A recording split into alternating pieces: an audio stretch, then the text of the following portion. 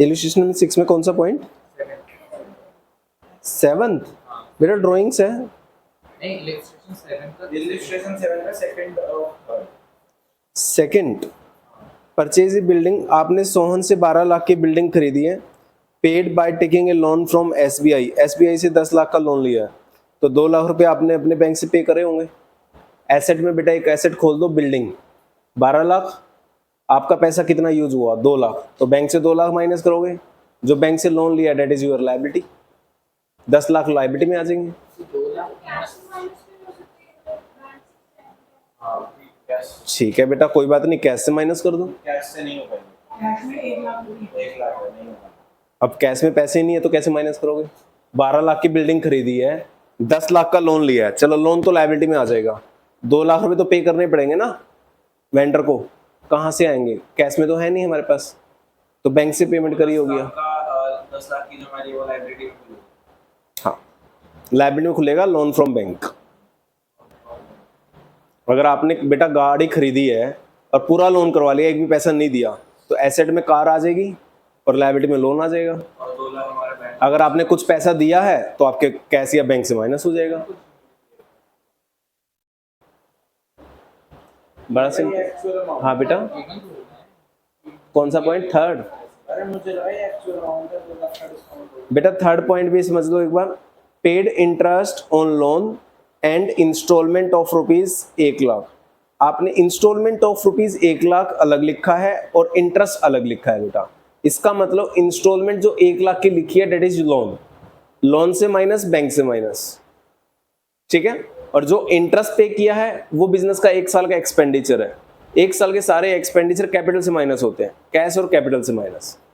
यानी जो इंटरेस्ट है 20,000 वो कैश और कैपिटल दोनों से माइनस होगा, जो लोन है वो कैश और लोन से माइनस होगा। क्या बेटे? बैंक से माइनस कर दो। जनरली बैंक से बेटा ये लोन वाली ट्रांजेक्शन इसलिए करते हैं क्योंकि जब आपने एसबीआई बैंक से लोन लिया होगा ना, तो बैंक आपसे इंस्टॉलमेंट मांगेगा। कैश में बैंकिंग ट्रांजेक्शन नहीं होती है, बैंक क्या करता है आपके बैंक अकाउंट से माइनस कर लेता है, यानी आपके बैंक अकाउंट है ना जो बैंक के पास, उसमें से डिडक्ट कर लेता है, पैसा काट लेता है। डेट्स वाई वो बैंक से माइनस कर रहा है। और से मान लो हम एक सिचुएशन है, इसमें फर्नीचर में खरीदा, लेकिन मेंशन है कि पर्सनल यूज के लिए या ऑफिस यूज के लिए। नहीं मेंशन है तो बिजनेस के लिए खरीदा है, कोई भी मतलब कुछ भी खरीदो। पर्सनल है तो पर्सनल वर्ड लिखना जरूरी है, डोमेस्टिक पर्सनल कुछ लिखना जरूरी है। एक्रूड इनकम, बिल्कुल एक्रूड नहीं, एक्रूड के लिए अलग से खुलेगी हेडिंग, एक्रूड इंटरेस्ट एसेट है ना हमारी। जैसे प्रीपेड एक्सपेंसेस की खुलती है, अगर आपने इंश्योरेंस दे दिया तो प्रीपेड एक्सपेंस होता है ना अलग से, ऐसे ही एक्रूड इनकम के लिए भी ओपन होता है बेटे। Anything else? और कोई डाउट नहीं है? हैं? ले लो बेटा ये बुक लो, लिखो पॉइंट्स लिखो, जो मैं आपको डिफरेंट पॉइंट्स कुछ लिखवा रहा हूं वो करके दिखाओ मुझे। एक ट्रांजैक्शंस अगर आती है बेटा आपकी क्वेश्चन में, तो आप इसको क्या कहेंगे? Rent due to landlord.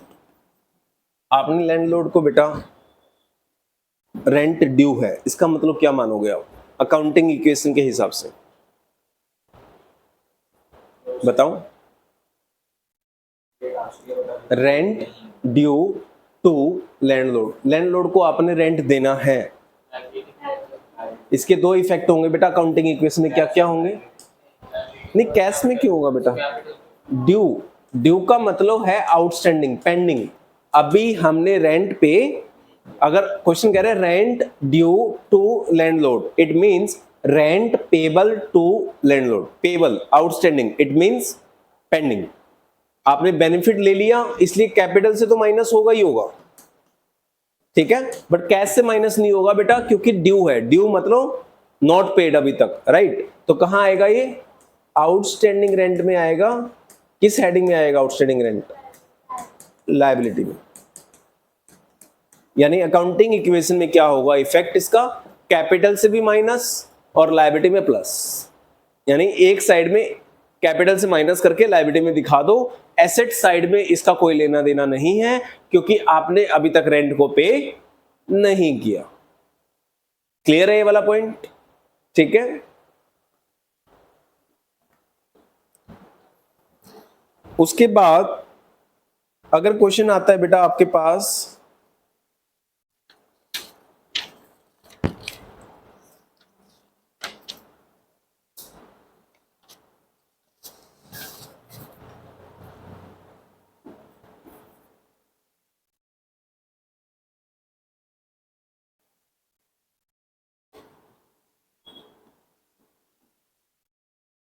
Decrease in liability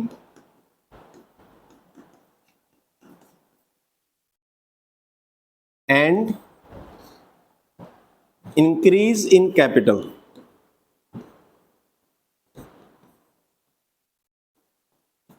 accounting equation में एक ऐसी ट्रांजैक्शन बताओ जिस ट्रांजैक्शन से बेटा लायबिलिटी तो कम हो जाए और कैपिटल बढ़ जाए।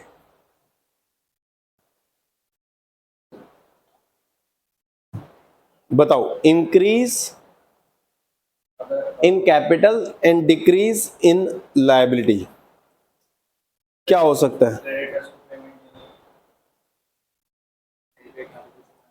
देखो बेटा, क्रेडिटर्स को पेमेंट अगर देनी है, पूरी पेमेंट दोगे तो कुछ नहीं होगा, लेकिन क्रेडिटर्स को अगर आप डिस्काउंट दोगे, क्रेडिटर को पेमेंट की जगह मैं वर्ड यूज करूंगा, क्रेडिटर्स को क्या दोगे? अगर डिस्काउंट दोगे तो डिस्काउंट से लायबिलिटी कम होगी और डिस्काउंट मुझे मिला है बेटा तो बिजनेस की क्या हो गई?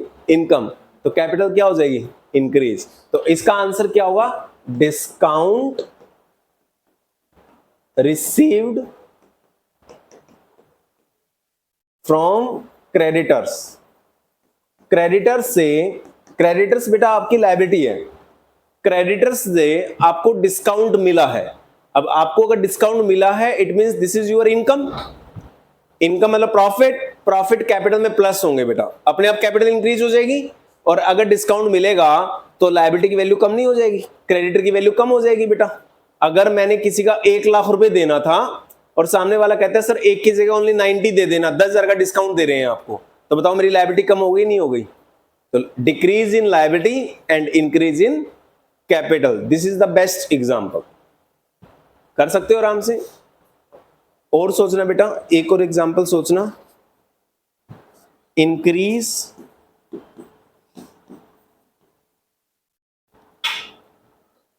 इन वन लायबिलिटी एंड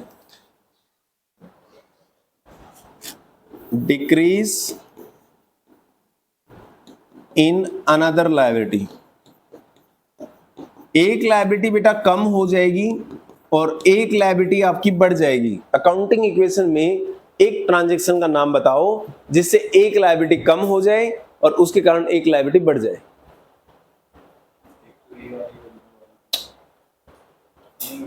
नहीं, लायबिलिटी पे इफेक्ट आए, कैपिटल पे नहीं, ओनली लायबिलिटी पे। एक लायबिलिटी कम हो जाए उसके बदले दूसरी लायबिलिटी बढ़ जाए।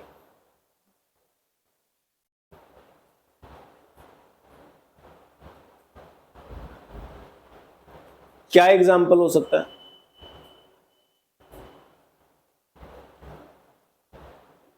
सोचो, अपना दिमाग लगाओ बेटे।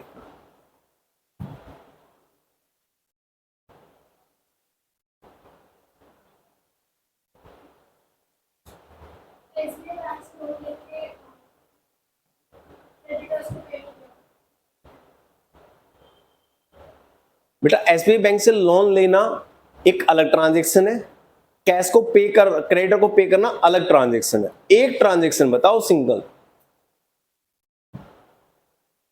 आपने बेटा अगर किसी को उधार पे माल बेचा मार्केट में, सॉरी, अगर आपने किसी से उधार पे माल खरीदा तो आपके क्या क्रिएट हो जाएंगे, क्रेडिटर्स।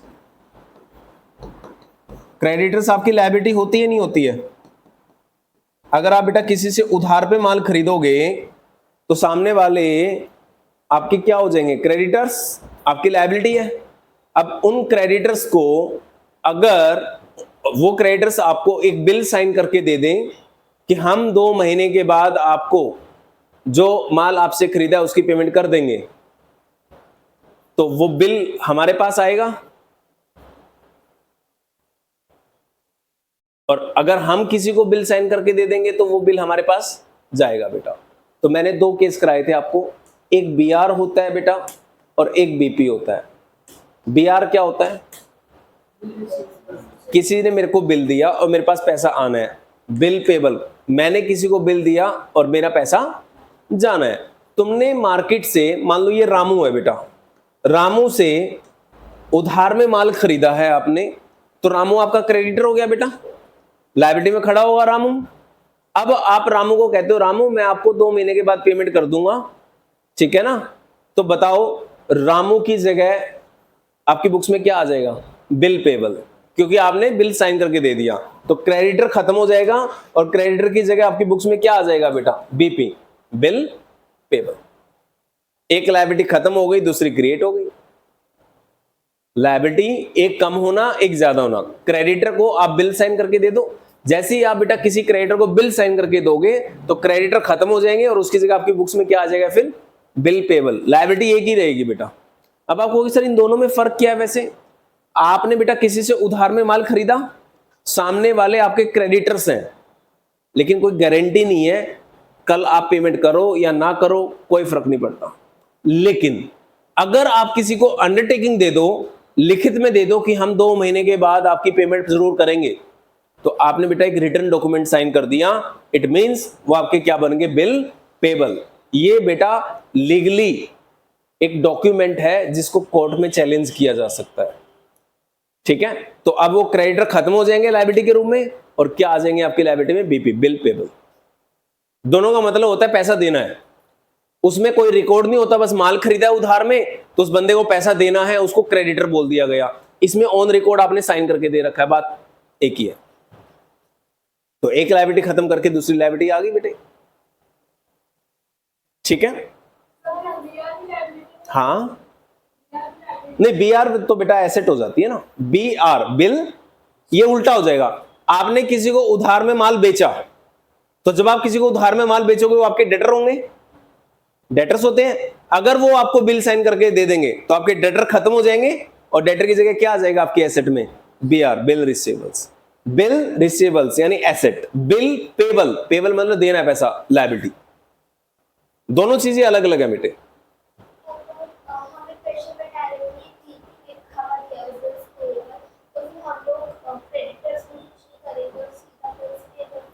यस नहीं, क्वेश्चन में मतलब क्या कह रहे हो आप? अच्छा, आप कहना चाहते हो हमने किसी से उधार पे माल खरीदा और क्वेश्चन कह रहा है उसने हमें एक बीपी साइन करके दे दिया, तो फिर क्रेडिटर क्रिएट नहीं होंगे, सीधा बिल पेबल लिख दो। आप कर सकते हो, ऐसा होता है बेटा। पता कैसे होता है, मैं बताता हूं आपको। आपका एक बिजनेस है, आप मार्केट में उधार में काम करते हो, बिजनेस जनरली उधार में चलते हैं बेटा। एक नई पार्टी आई है मार्केट में जिसको ना आप जानते ना वो आपको जानता, बट आपने उससे माल खरीदना है। अब आप उससे माल उधार पे खरीद पाओगे? नहीं खरीद पाओगे, क्योंकि वो पार्टी आपको जानती नहीं। आप उस पार्टी को कहोगे कि सर आप हमें 2 महीने क्रेडिट पे माल दे दो, वो कहेंगे कि सर मैं आपको जानता ही नहीं, कल को पैसा लेके भाग गए तो। भाई जान पहचान हो तो दे देंगे उधार पे माल, अब कैसे दे दें, आप भाग गए तो हमारा पैसा लेके। तो फिर आपने बोला ठीक है, आपको विश्वास नहीं है ना, आप हमें माल दे दो, हम आपको एक डॉक्यूमेंट साइन करके दे देते हैं कि 2 महीने के बाद आपकी पेमेंट दे देंगे। तो माल आ गया, बट उसकी जगह क्रेडिटर नहीं आएंगे, अब क्या आ जाएंगे, बिल पेबल, क्योंकि आपने एक डॉक्यूमेंट साइन करके दे दिया, एक बिल साइन करके दे दिया। और अगर वो बिल साइन करके ना दो, ओनली उधार पे माल खरीद लिया बस, तो फिर वो क्या है, आपके क्रेडिटर्स हैं। बेटा क्रेडिटर्स अनसिक्योर्ड है एक तरह से, इनकी कोई सिक्योरिटी नहीं है। इसकी सिक्योरिटी है, इसको बेटा लीगली चैलेंज कर सकते हो कोर्ट में। और इसका दूसरा फायदा भी यही है, जो आपके पास अगर बिल रिसीवेबल है तो आप अपने बैंक के पास जाके इसको इनकैश करा सकते हो। मान लो आपने मेरे को बिल दे दिया, तो मैं इस बिल को लेके अपने बैंक के पास जाऊंगा और बैंक से पैसे ले आऊंगा, बैंक दे देगा पैसे मेरे को, ठीक है। अब फिर आपसे पैसे कौन मांगेगा? जिसके पास बिल होगा। बैंक के पास बिल है, बैंक आपसे पैसे मांगेगा। आपने अगर मेरे को बिल साइन करके दे दिया ना कि सर हम आपको इतने पैसे देंगे, और ये बिल मैंने बैंक को दे दिया, तो आपको बेटा बैंक को पैसे देने पड़ेंगे। आपके पास जो बंदा बिल लेके आएगा और वो ऑथराइज्ड होगा, तो आपको पैसे देने पड़ेंगे उसको। आप ये नहीं कह सकते हमने तो विकास जी को बोला था देने के लिए, हम तो विकास जी को देंगे, नहीं। ये बिल एक लीगल डॉक्यूमेंट है बेटा, ठीक है। अगर हमारे पास है तो हमारी एसेट है, और अगर हमने साइन करके किसी और को दिया है तो हमारी लायबिलिटी है बेटा। अगर हम किसी को देंगे तो बिल बीपी हमारे लिए, और अगर हमें किसी से मिलेगा तो बीआर हमारे लिए बेटा, एसेट है हमारी। दोनों चीजें हो सकती हैं। क्लियर? नेक्स्ट क्वेश्चन लिखो एक।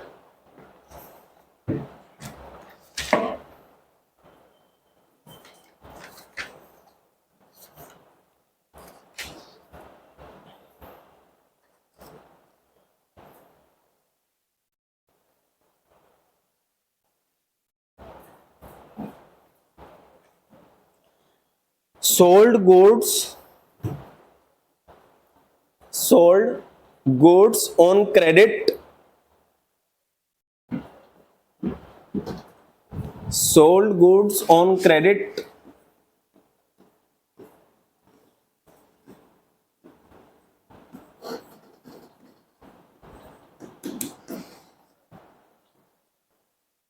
costing rupees 10,000,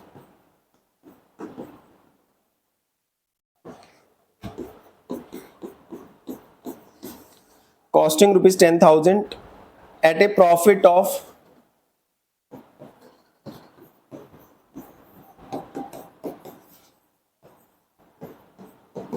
at a profit of 20% on cost.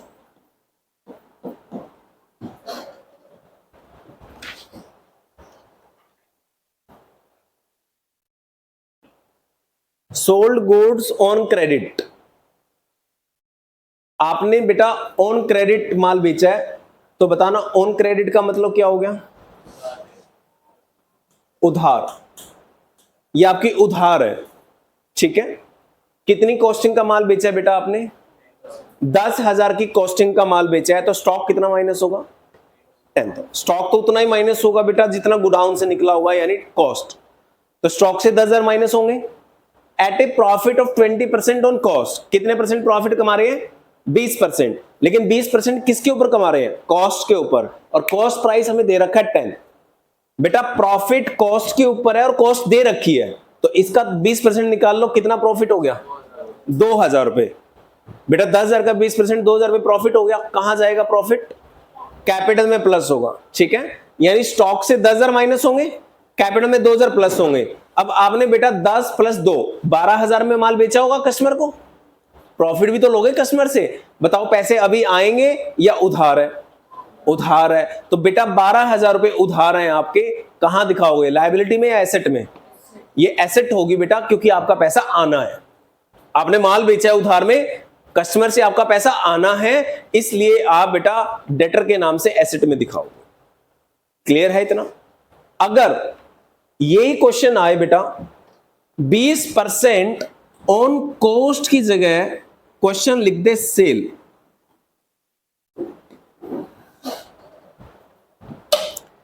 Sale price.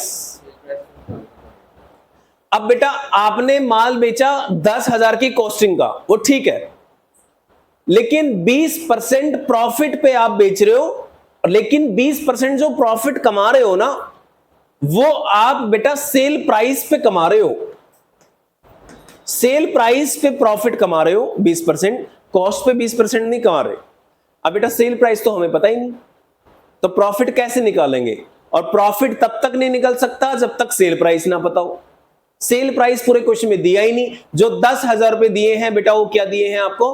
Cost price दिया है। अगर किसी क्वेश्चन में आपको कॉस्ट प्राइस दे और परसेंटेज सेल पे निकालने के लिए बोले, तो आप सेल को एक्स मान के कर लेना, ठीक है। कैसे करोगे आप लोग? यहां देखो, एक क्वेश्चन मैं करवाता हूं, दूसरा अपने आप करके देखना। हम कहेंगे लेट सेल एक्स, हमने सेल को एक्स प्राइस मान लिया, सेल का प्राइस एक्स हो गया।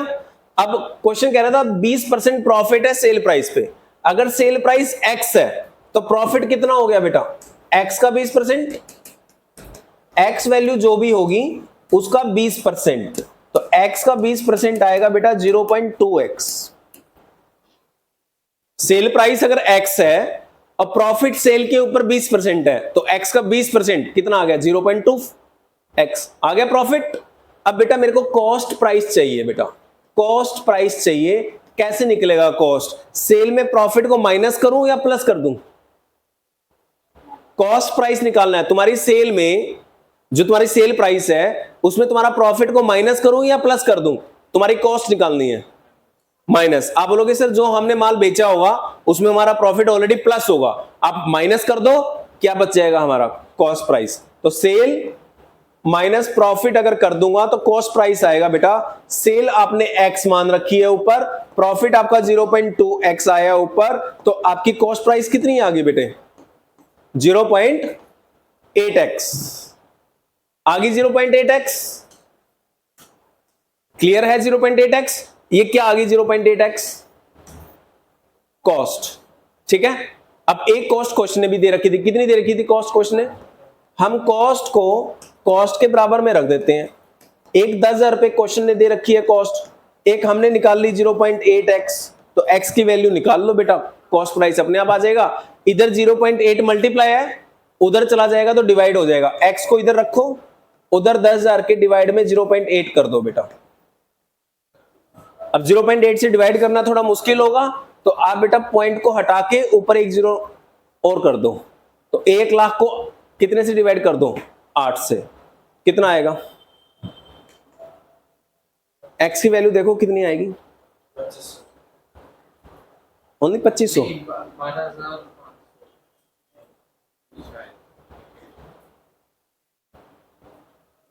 वो वाला भी तो अप्लाई कर सकते थे, आपने कहा था कि वो 100 में से माइनस करेंगे वो भी, पहले ये तो दिखाओ बेटा कैलकुलेट करके, 25,100 कितनी आई बेटा एक बार देख लो, 12,500 बेटा, ये 12,500 क्या आ गई आपकी x की वैल्यू, और x को आपने क्या मान रखा है ऊपर, सेल, आ गई x की वैल्यू, ठीक है। अब इसका शॉर्टकट तरीका, 12,500 के लिए इतना काम मत करो, एक फॉर्मूला लगा लो, 10,000 रुपए की वैल्यू दे रखी है बेटा, ठीक है, ये 10,000 रुपए क्या है कॉस्ट, और परसेंटेज जो 20% है वो किसके ऊपर है बेटा,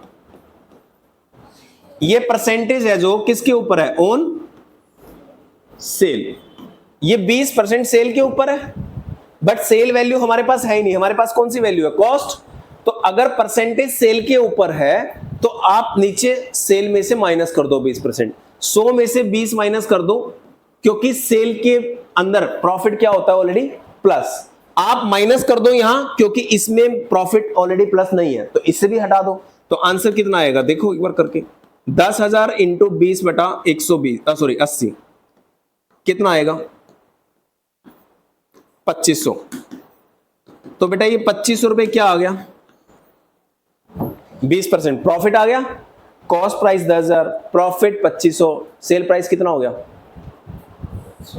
12,500, उधर कितना था सेल प्राइस 12,500, उधर हमने x की वैल्यू निकाली थी यानी सेल प्राइस, इधर हमने प्रॉफिट निकाला है, प्रॉफिट निकलेगा उससे वो टोटल पूरा निकल जाएगा, हाँ बात तो एक ही है, प्रॉफिट निकल गया, कॉस्ट में प्रॉफिट को प्लस कर लो, सेल के बराबर आ तो गया, ठीक है। अब कोई बच्चा कहेगा सर ये रट्टा कैसे मारे कि हमें वो काम ना करना पड़े और ये हमारा फॉर्मूला हर बार सही आए, बड़ा आसान है बेटा, परसेंटेज देख लिया करो किसके ऊपर है, अगर परसेंटेज सेल के ऊपर है तो सेल में बताओ प्रॉफिट ऑलरेडी प्लस होता है या करना होता है, ऑलरेडी प्लस होता है ना, आप नीचे माइनस कर दो, उल्टा करना है, ठीक है। अगर ये परसेंटेज बेटा सेल के ऊपर ना होके कॉस्ट के ऊपर है, 20% ऑन कॉस्ट, तो कॉस्ट में बताओ करना होता है, होता नहीं ना, तो नीचे प्लस कर दो, करना होता है तो, ऑलरेडी प्लस होता है तो माइनस कर दो, और अगर प्लस नहीं हो रखा होता तो आप क्या कर दो, प्लस कर दो, फॉर्मूला फिट बैठेगा आपका। अब देखो कैसे होगा, अगर क्वेश्चन आया यहां देखो, कॉस्ट क्वेश्चन ने दे दी बेटा 10,000 और क्वेश्चन कह रहा है ग्रॉस प्रॉफिट। ग्रॉस तो प्रॉफिट अभी आपने पढ़ा नहीं, सीधा प्रॉफिट वर्ड यूज करो। प्रॉफिट 20% है बेटा on sale, 20% on sale. Sale तो है ही नहीं, अब इसके ऊपर तो 20% लग नहीं सकता। मुझे बताओ परसेंटेज किसके ऊपर है? सेल प्राइस के ऊपर। सेल प्राइस में बताओ प्रॉफिट ऑलरेडी प्लस होता है या करना होता है? ऑलरेडी प्लस होता है, उसको माइनस कर दो। माइनस कैसे करोगे? जब 10,000 के ऊपर परसेंटेज लगाओगे बेटा तो नीचे माइनस कर देना 100 के साथ, यानी 20/80 हो जाएगा। ठीक है, अब नेक्स्ट क्वेश्चन। अगर क्वेश्चन ने आपको सेल प्राइस दे रखा है, सेल प्राइस 12,500 और क्वेश्चन कहता है प्रॉफिट है 10% ऑन कॉस्ट। अब की बार कॉस्ट के ऊपर प्रॉफिट है, परसेंटेज कॉस्ट के ऊपर है, कॉस्ट के ऊपर परसेंटेज है। बताओ कॉस्ट में प्रॉफिट प्लस करना होता है या ऑलरेडी होता है? करना होता है ना, ऑलरेडी तो प्लस नहीं है ना, कर दो। अगर करना होता है 12,500 इंटू 10 अपॉन 100 में 10 प्लस कर दो, करना होता है तो क्या आ गया? 12,500 इंटू 10 अपॉन 110। सोल्व करके देख लो बेटा, 2500 आएगा। आ गया 2500 प्रॉफिट, वही आंसर जो उस फॉर्मूले से आएगा। तो अगर आपको तुक्का मारना है, फास्ट करना है बेटा, कैलकुलेशन नहीं करना चाहते, तो आप ना परसेंटेज देख लो किसके ऊपर है। अगर सेल प्राइस पे परसेंटेज है तो सेल में तो ऑलरेडी प्रॉफिट प्लस होता है, तो आप नीचे क्या कर लोगे? माइनस। और अगर कॉस्ट के ऊपर है तो कॉस्ट में प्रॉफिट प्लस नहीं हुआ होता तो आप नीचे प्लस कर लो। क्लियर? आप परसेंटेज देख लिया करो किसके ऊपर है। अगर परसेंटेज सेल प्राइस पे है, it means profit already plus है, आप नीचे माइनस करोगे। अगर परसेंटेज कॉस्ट पे है तो प्रॉफिट प्लस नहीं है तो आप नीचे प्लस करोगे। कर सकते हो? एक क्वेश्चन लिखो, करके दिखाना। सोल्ड गुड्स फॉर कैश, लिखो क्वेश्चन और फिर मेरे को करके दिखाना बेटा। Sold goods for cash costing rupees 80,000 at a profit of 20% on sale price। MRP भी कह सकते हो आप इसको।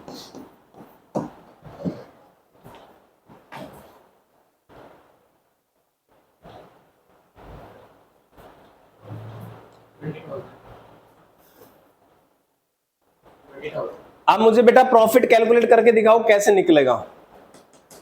प्रॉफिट निकालना है 80,000 के ऊपर 20%, बट 20% में नीचे प्लस होगा या माइनस होगा, किस पे डिपेंड करता है? परसेंटेज दे रखी है बेटा सेल प्राइस के ऊपर। 20% किसके ऊपर दे रखा है? Sale price. सेल में ऑलरेडी प्रॉफिट प्लस होता है, आप नीचे माइनस करोगे 20 को। तो फॉर्मूला क्या लगेगा? 80,000 इंटू 20/80। तो प्रॉफिट कितना आएगा बेटा? 20,000, 20,000। समझ गए? लेकिन बेटा ये काम कब करना होता है? ये आपको ऐसा फॉर्मूला ये कब यूज करोगे? जब आपको परसेंटेज किसी और पे दे रखी हो और वैल्यू किसी और चीज की दे रखी हो। वैल्यू कॉस्ट है, प्रॉफिट सेल पे है, या वैल्यू सेल वैल्यू है और प्रॉफिट कॉस्ट वैल्यू पे है। दोनों चीजें अगर अलग अलग हो तो आप इस टेक्निक को अपना लो, एक फॉर्मूले से आंसर आ जाएगा आपका प्रॉफिट बेटा। बस आपको ये देखना है प्रॉफिट की जो परसेंटेज है वो किसके ऊपर है। सेल प्राइस में है, माइनस कर लो। कॉस्ट के ऊपर है, प्लस कर लो। सोचना ही नहीं है आपको। क्या बेटा? क्वेश्चन से डिपेंड नहीं है कि आपकी टीएस ग्रेवाल में है तो एग्जाम में आएगा, अदरवाइज नहीं आएगा। आ जाएगा वो। प्रैक्टिस यही है बेटा, ये कर लो प्रैक्टिस बस। ठीक है, ऐसे क्वेश्चंस आपके जर्नल में भी आएंगे और इस चैप्टर में भी देंगे स्कूल वाले। ऐसे ऐसे और बहुत सारे क्वेश्चंस होंगे जो मैं अलग अलग प्रकार के तुम्हें करवाता रहूंगा। जैसे जैसे हम आगे बढ़ते रहेंगे आएंगे बेटा। लेकिन ये हमें दिमाग लगाना है कि किस तरीके से सोल्व होगा। एग्जाम में स्कूल वाले पता नहीं क्या दे देंगे, ठीक है ना। तो हमें तो हर प्रकार के क्वेश्चंस की प्रैक्टिस करनी पड़ेगी। कर लोगे आप? लिखो एक क्वेश्चन और करके दिखाना फिर कैसे होगा।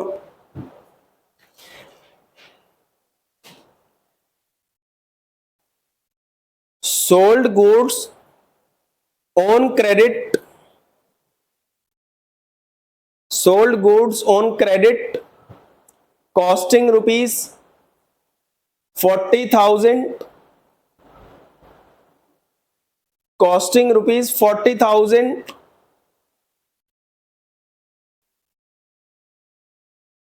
at a profit of 20%, at a profit of 20% on sale price।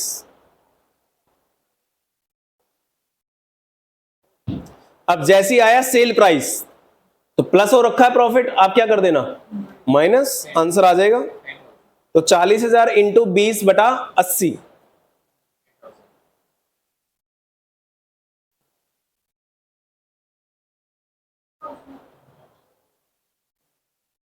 कितना 10,000। ठीक है, अब एक ट्रांजैक्शन लिख के दिखा रहा हूं, अपना दिमाग लगाना और बताना क्या होगा। ठीक है, अब बेटा बिल्कुल बेसिक पॉइंट है, लेकिन थोड़ा सा आपको दिमाग लगाना पड़ेगा, आपको समझ में आ जाएगा। लिखो purchased goods on credit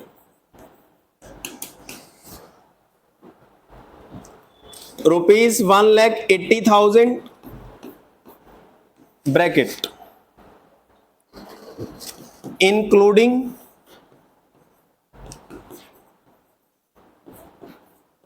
Nathu rupees 30,000 close. पढ़ो एक बार क्या हो गया इस क्वेश्चन में, ध्यान से देखना बेटे।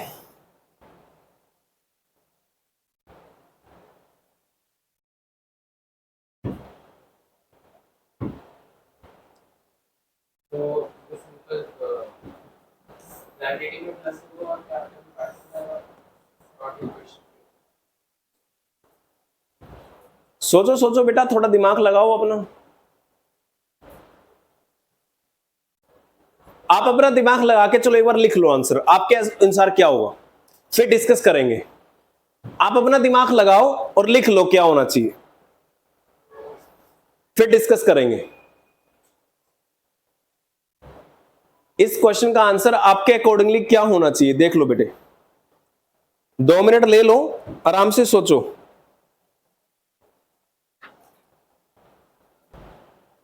हो गया? क्या क्या किया है? परचेज गुड्स, बेटा आपने माल खरीदा है तो डेफिनेटली आपके पास क्या आएगा, स्टॉक आएगा, गुड्स आएंगे। गुड्स आएंगे बट एसेट में क्या क्रिएट होगा, स्टॉक। तो स्टॉक इंक्रीज हो जाएगा बेटा एसेट में, स्टॉक एसेट में आएगा। और कितने रुपए का स्टॉक बढ़ जाएगा बेटा, कितने का माल खरीदा है, 1,80,000 का माल खरीदा है। और इसमें क्वेश्चन कह रहा है ऑन क्रेडिट। ऑन क्रेडिट का मतलब क्या है, जो भी आपने बेटा 1,80,000 का माल बेचा है वो उधार पे बेचा है, सॉरी 1,80,000 का माल जो भी खरीदा है वो उधार पे खरीदा है। ठीक है, ब्रैकेट में क्या कह रहा है, इंक्लूडिंग नथु, नथु से 30,000 का माल उधार पे खरीदा है। अरे बेटा नथु से खरीदा हो या सत्तू से खरीदा हो, खरीदा तो उधार पे है बेटा। राम से खरीदो या श्याम से खरीदो, लायबिलिटी में क्या लिखते हो आप, वो कह रहा है जो माल खरीदा है ना उधार पे 1,80 का, उसमें बेटा 30,000 नथु से भी खरीदा है। अरे बेटा टोटल तो 1,80 खरीदा है ना, इंक्लूडिंग का मतलब होता है इसमें इंक्लूड है वो 30, यानी टोटल माल कितने का खरीदा है, 1,80,000 का। तो बेटा मैं लायबिलिटी में 1,80 लिखूंगा ना क्रेडिटर के नाम से। मेरे को क्यों बता रहे हो नथु से खरीदा है या सत्तू से खरीदा है, हम तो बेटा क्रेडिटर लिखेंगे 1,80,000। 1,80,000 के क्रेडिटर आएंगे लायबिलिटी साइड में, चाहे आप नत्थु से खरीदो चाहे सत्तू से खरीदो, उससे फर्क नहीं पड़ता। क्लियर हुआ? क्लियर है आप सबको? अब अगर एग्जामिनर यहां आपके साथ खेलना चाहता है और यहां इनको हटा दे बस और कर दे एक्सक्लूडिंग। अब एक्सक्लूडिंग का मतलब क्या हो गया? जो माल खरीदा है क्रेडिट में 180 का, इसमें जो नत्थु से 30 का खरीदा है वो इंक्लूड, यानी टोटल कितने का खरीदा है? फिर 180 प्लस 30 कितने का खरीदा? तो स्टॉक में भी 210 आएगा और क्रेडिटर में भी 210 आएगा। ये है बेटा टॉपिक जो आपको एग्जामिनर कहीं भी घुमा सकता है, बट ऐसे ऐसे जितने भी होंगे बेटा आपकी बुकों के अंदर सारे एग्जाम्पल करवाने हैं मैंने। कुछ आपके क्लास में होंगे, कुछ आपके टेस्टों के थ्रू होंगे, कुछ बेटा डिस्कशंस के थ्रू होंगे। ठीक है? 95% स्कूलों में आपकी टीएस ग्रेवाल से बाहर क्वेश्चन नहीं आता। 5% स्कूल ऐसे हैं जो थोड़े से एडवांस चलते हैं, यानी आपकी बुक से बाहर भी क्वेश्चंस देते हैं। और बाहर से बाहर क्या आएगा? ऐसे ऐसे क्वेश्चन आएंगे बस छोटे मोटे, वो मैं आपको पहले से करवा के चलूंगा। नेक्स्ट लिखो,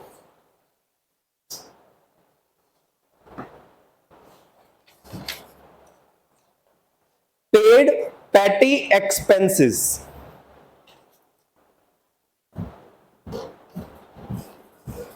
पेड पैटी एक्सपेंसेस क्या होगा? कैश और पैटी एक्सपेंसेस क्या होता है? छोटे मोटे खर्चे। ठीक है? चाय वाला आया और चाय वाले को आपने 10 रुपए और 5 रुपए मट्ठी के 15 रुपए दे दिए बेटा, तो पैटी एक्सपेंसेस हो गए, कैश से माइनस होगा और बिजनेस का 1 साल का एक्सपेंडिचर ही होगा। ये अगले साल थोड़ी बेनिफिट लोगे इसका, या आज चाय पिए तो अगले साल भी फायदा लेंगे। कैपिटल से माइनस होगा, कैश और कैपिटल दोनों से माइनस। क्लियर है? एक और लिखो, क्या क्वेश्चन आया बेटा, ध्यान से देखना इस क्वेश्चन को। Purchased A car ₹15 lakh by taking a loan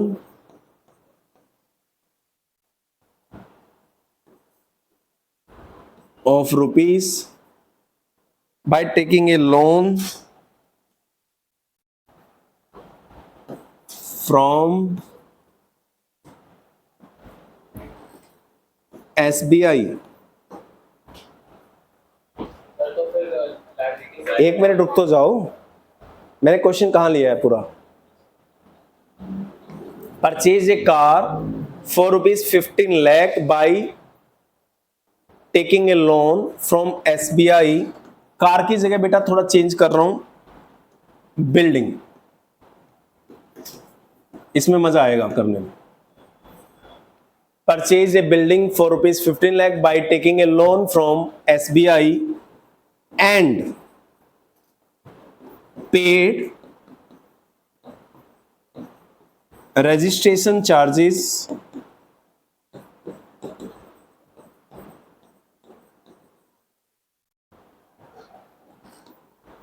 of ₹60,000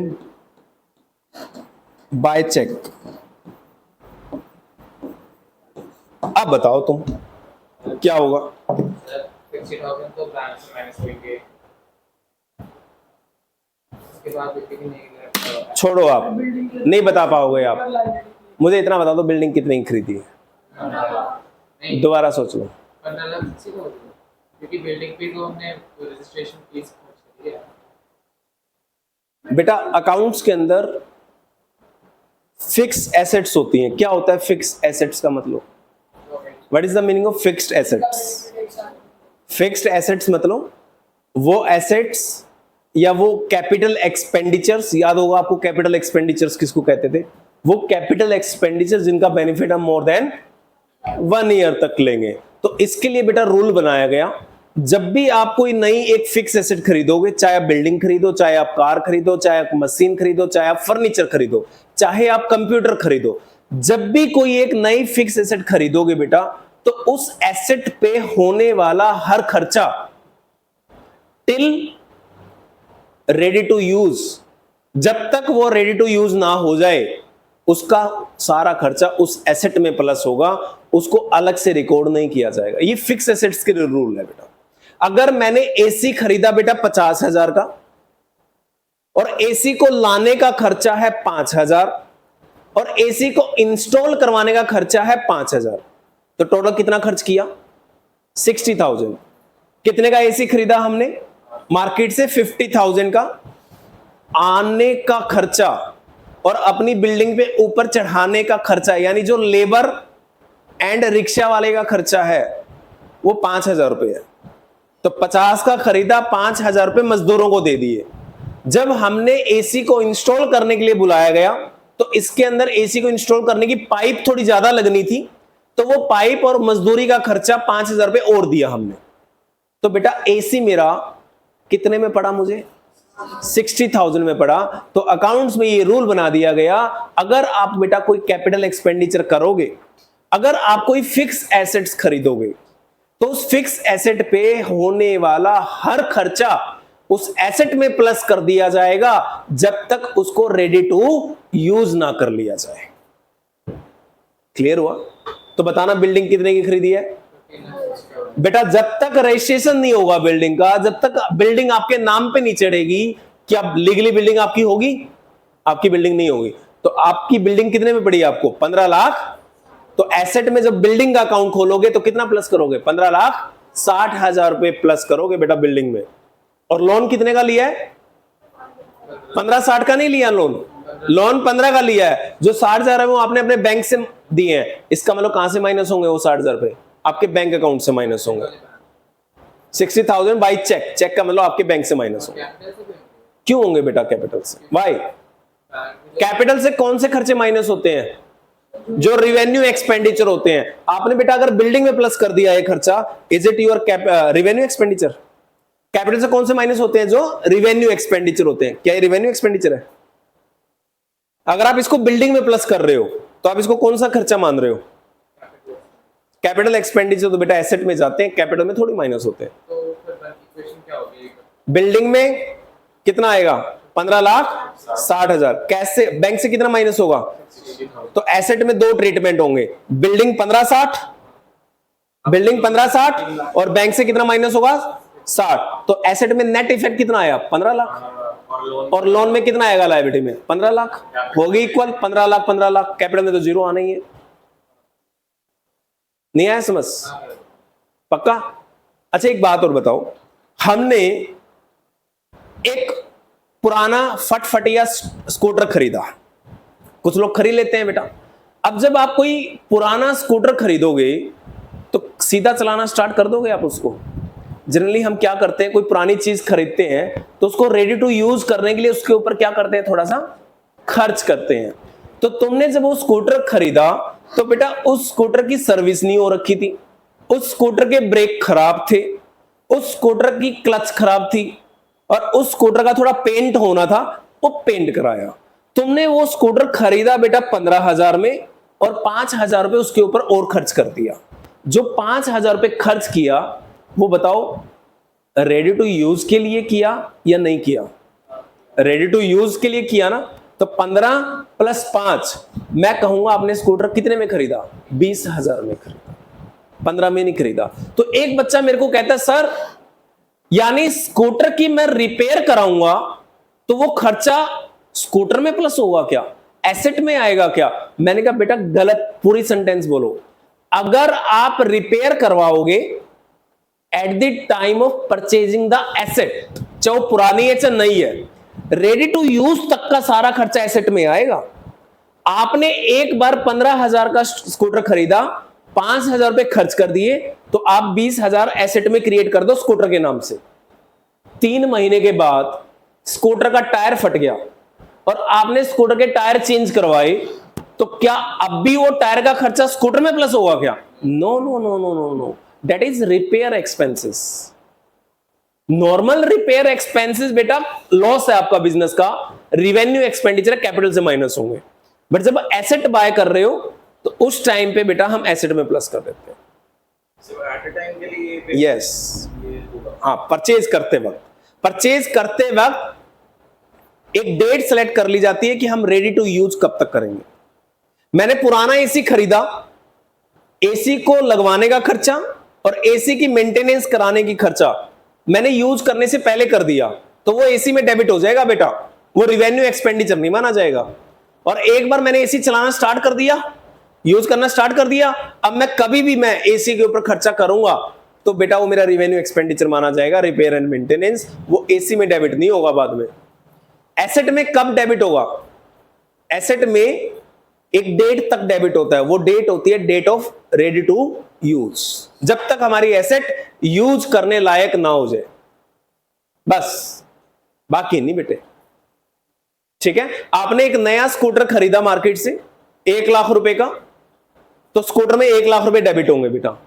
10 दिन के बाद आपका स्कूटर खराब हो गया और आप मार्केट में जाते हो रिपेयर कराने के लिए, तो वो रिपेयर एक्सपेंसेस होंगे, वो स्कूटर के एक्सपेंसेस, वो आपके रिवेन्यू एक्सपेंडिचर होंगे बेटा, क्योंकि वो रिपेयर के जो आपने एक्सपेंडिचर करे हैं ना, वो आफ्टर रेडी टू यूज करें, एसेट को यूज करना स्टार्ट कर दिया ना आपने बेटा, उसके बाद किया आपने। क्लियर हुआ ये वाला पॉइंट? तो कल को अगर ये पॉइंट भी आ जाए तो समझ जाना आप कि हमने कोई एसेट खरीदी है और एसेट खरीदने पे अगर खर्चा किया है, एसेट खरीदने पे अगर खर्चा किया है तो किस में प्लस होगा? एसेट में प्लस होगा वो बेटा। समझ आ गया? पक्का? Are you sure? इसके लिए एक नोट लिख लो।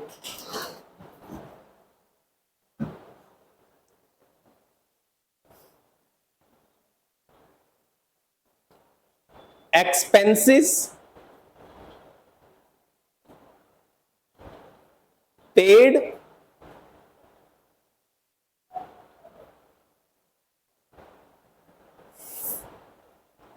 expenses paid for installation of AC, expenses paid for installation of AC are rupees 3000। ठीक है? इज इट कैपिटल एक्सपेंडिचर या फिर revenue expenditure?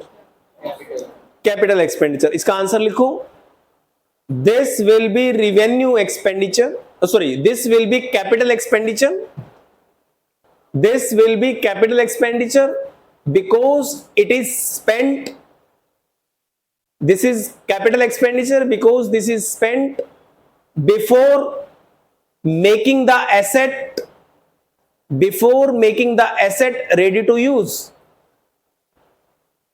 before making the asset ready to use। आपको asset, आपने एसेट को रेडी टू यूज बनाने से पहले ये खर्चा किया है तो एसेट में आएगा बेटा, ये रिवेन्यू एक्सपेंडिचर आपका नहीं होगा। इस चीज का ध्यान रखना। क्लियर? अब इसका अपोजिट आ जाए, अगर एक चीज तो आपने सीख ली क्योंकि ये तो बुक में भी लिखी है बेटा आगे, अगर आ जाए यहां देखना, purchase goods for rupees 30,000 from Ram, Ram से आपने बेटा 30,000 के गुड्स खरीदे हैं। उधार में खरीदे हैं या पैसे देके खरीदे हैं? नाम दिया है पार्टी का, कैश वर्ड यूज नहीं है, तो हम क्या मान लेंगे इसको? उधार पे खरीदा है। और आगे क्वेश्चन कह रहा है and paid cartage rupees 300 in cash. इसका मतलब क्या है बेटे?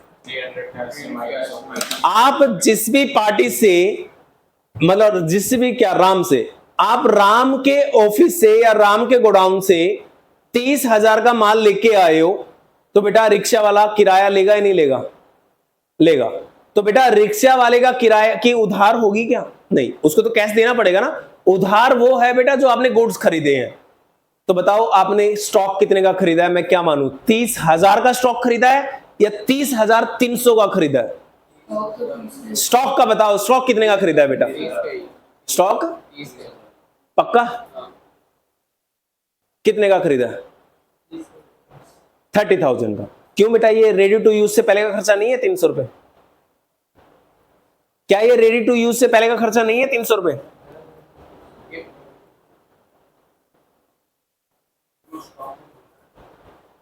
रेडी टू यूज किस लिए बोला था, किसके लिए बोला था रेडी टू यूज?